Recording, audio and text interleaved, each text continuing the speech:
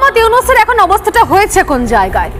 ভারতের সঙ্গে শয়তানি, ভারতের সঙ্গে বিশ্বাসঘাতকতা বা পাঙ্গা নেওয়ার চেষ্টা করলে কি পরিণাম হয় সেটা এর আগেও গোটা বিশ্ব দেখেছে। পাকিস্তানের ক্ষেত্রে নতুন নমুনা দেখিয়ে দেওয়া হয়েছে, ভারত দেখিয়ে দিয়েছে। অনেকেই বলেছিলেন সে সময় নাকি ট্রাম্প নাকি বকেছে, ট্রাম্প নাকি বর্দার মতো ভূমিকা পালন করেছে। সেই ট্রাম্প কথায় কথায় পাল্টি খায়, সেই আমেরিকা কথায় কথায় পাল্টি খায়। সেই আমেরিকা কখনো বলে হ্যাঁ বলেছি, কখনো বলে না বলিনি। আর দ্বিতীয়ত হচ্ছে আমেরিকা চুপ করে বসেছিল যখন ভারতের একের পর এক ধ্বংসাত্মক অস্ত্র গিয়ে গিয়ে পাকিস্তানের জঙ্গি ঘাঁটিগুলো ধ্বংস করে করে চলে এসেছে, তখন আমেরিকা চুপ করে বসেছিল।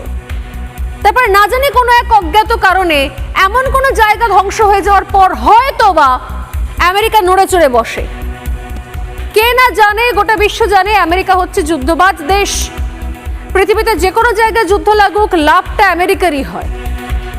কিন্তু সেই আমেরিকা পর্যন্ত জব্দ হয়ে গেছে, সেই আমেরিকা পর্যন্ত বুঝে নিয়েছে ভারত কোন দেশ, ভারত কি জিনিস। অথচ ঘরের পাশের ইউনূস বুঝতে পারেনি।